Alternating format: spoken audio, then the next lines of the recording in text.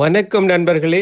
நீண்ட நாள் உயிர் வாழ வேண்டுமென்றால், அதாவது பிள்ளைகளின் பிள்ளைகளை காண வேண்டுமென்றால் இதை செய்ய வேண்டும். அது என்ன என்று நாம் பார்க்கலாம்.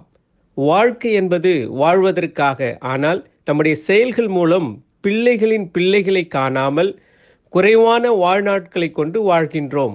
சீக்கிரத்தில் இந்த உலகத்தை விட்டு பிரிந்து போகின்ற பரிதாப நிலையை நாம் பார்க்கலாம். அப்படியானால் நீடித்து வாழ இந்த 5 காரியங்களை செய்ய முற்படுவோம். முதலாவது, எப்பொழுதும் சுறுசுறுப்பாக இருப்பது. இரண்டாவது, எதையும் பொறுமையாக செய்ய முற்படுவது.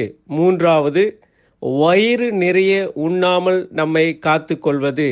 நான்காவது, புன்னகையோடு எப்பொழுதும் இருப்பது.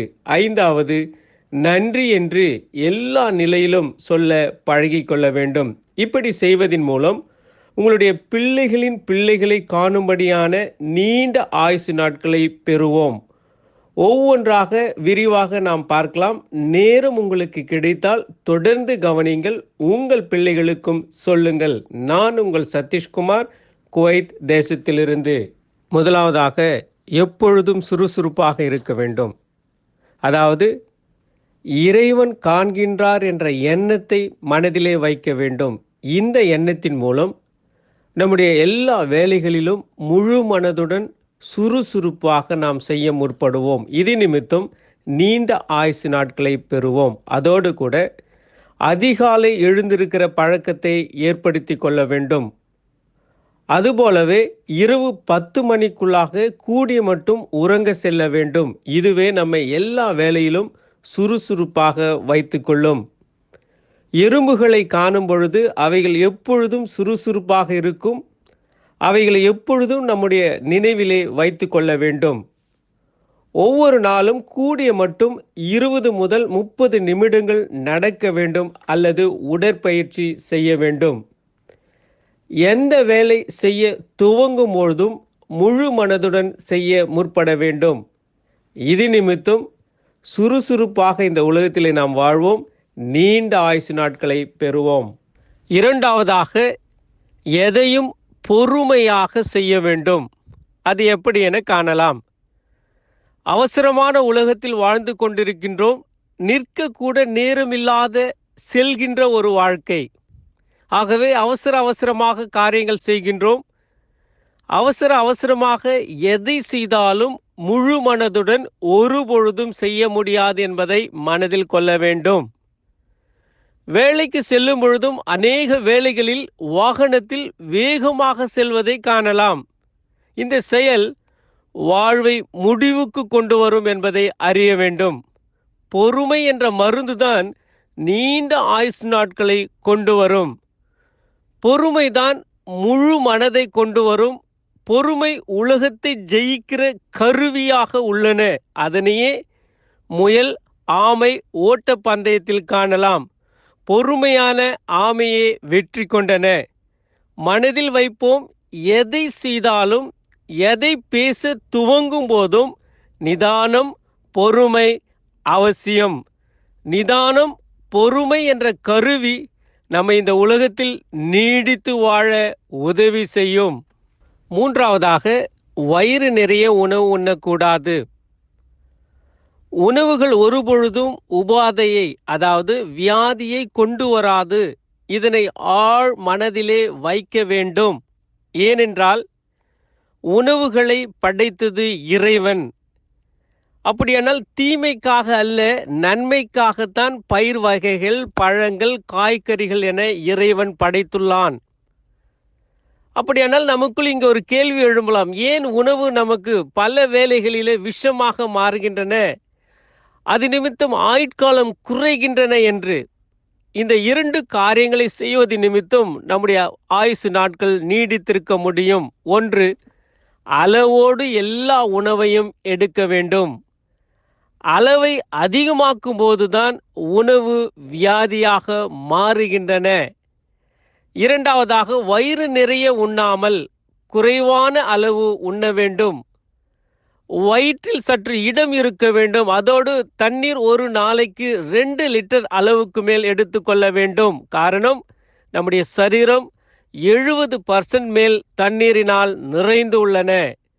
மனதில் கொள்வோம், அளவோடு உண்போம், அதாவது குறைவாக உண்போம், பொறுமையாக உண்போம். இதன் மூலம் நீண்ட ஆயுசு நாட்கள் பெற்று இந்த உலகத்திலே வாழ்வோம். நான்காவதாக புன்னகையோடு இருப்பது.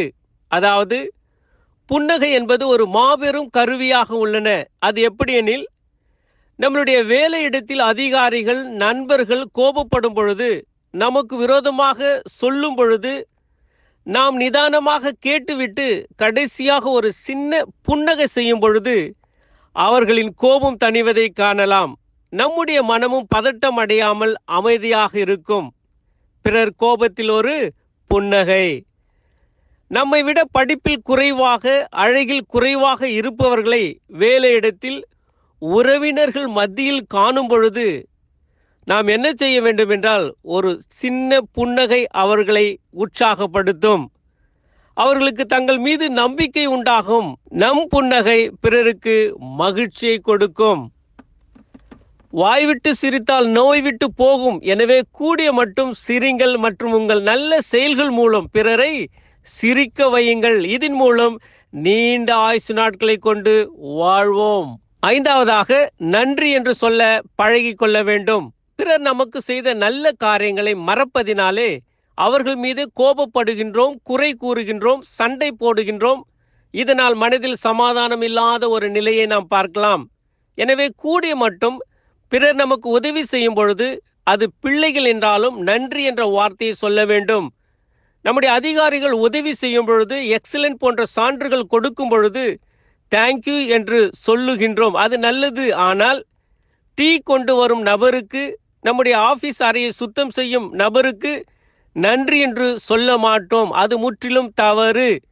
ஆளை பார்த்து சொல்லாமல் முழு மனதுடன் எல்லாருக்கும் எல்லா நிலையிலும் நன்றி, தேங்க்யூ என்று சொல்ல வேண்டும். இதன் மூலம் நல்ல நண்பர்கள், உறவுகள் கிடைக்கும், மனதில் அமைதி பெருகும், நீண்ட ஆயுசு நாட்கள் பெற்று இந்த உலகத்திலே உயிர் வாழலாம்.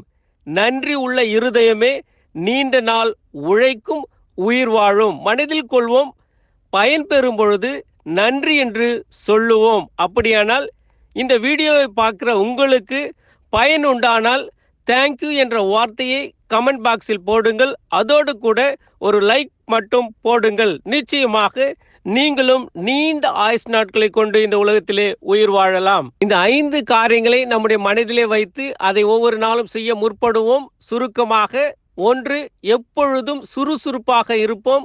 2வது, எதையும் நிதானமாக பொறுமையாக செய்வோம். 3வது, அளவோடு உணவுகளை உண்போம். 4வது, எல்லா நிலையிலும் புன்னகை செய்து கோபத்தை குறைத்து பிறருடைய வாழ்க்கையிலே நம்பிக்கையை உருவாக்குவோம். 5வது, பிறர் நமக்கு நன்மைகளை செய்யும் பொழுது நன்றி என்ற வார்த்தையை சொல்லுவோம். அதன் மூலம் எல்லாருக்கும் மதிப்பை கொடுப்போம், அன்பை பெருக்குவோம்.